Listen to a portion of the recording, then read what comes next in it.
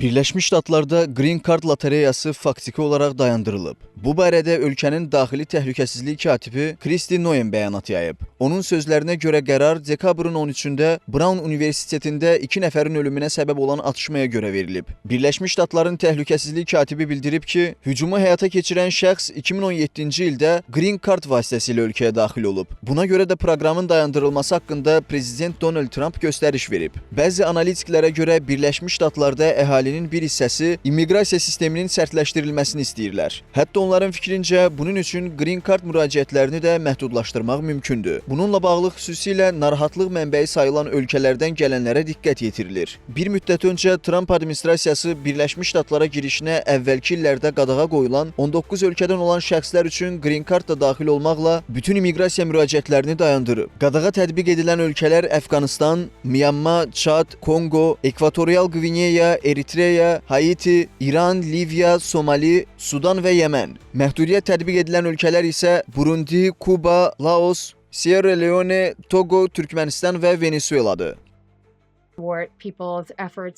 Əvvəlcə müəyyən ölkələrdən gələnlər üçün nəzərdə tutulan məhdudiyyətlər artıq qadağalara çevrilir. Biz bu sahədə yeni dalğanın başladığını deyə bilərik. Bir müddətdir ki, Birləşmiş Ştatlarda bu fikirlər siyasi idarələr tərəfindən tez-tez dilə gətirilirdi. Lakin indi siyasətçilərlə yanaşı ictimaiyyətdə də bununla bağlı səslər yüksəlir. Bu prosesi başladan isə sözsüz ki, Donald Trump'dır. Əvvəllər bununla bağlı müəyyən çəkindirici addımlar olsa da, indi vəziyyət dəyişib. Çünki Trump'ın bu qadağalarının bünövrəsi birinci prezidentlik dövründən atılıb.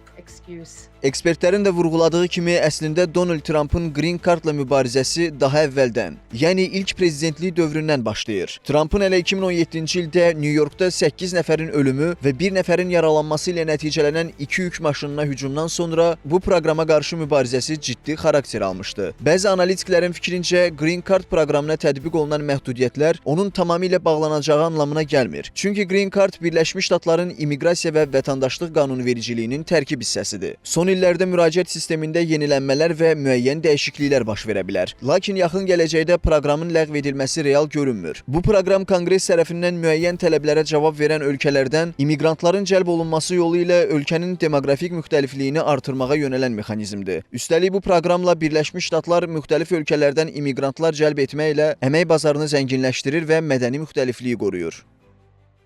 Biz bu barədə tez-tez eşidirik. Onu deyim ki, Green Card proqramı Birləşmiş Ştatların immiqrasiya siyasətinin əsas hissəsidir və ondan tamamilə imtina olunacağını düşünmürəm. Ancaq həyata keçirilmə mərhələsində zaman-zaman dəyişikliklər və gecikmələr baş verə bilər. Bu demək deyil ki, proqram tamamilə ləğv ediləcək. Çünki immiqrant işçi qüvvəsi ölkə iqtisadiyyatının canlanmasına, yeniliyinə və böyüməsinə kömək edir. Fikrimcə, gələcəkdə qanuna dəyişiklik edildikdən, xüsusən də Trump'ın Gold Card proqramı işə düşdükdən sonra bu barədə düşünmək olar.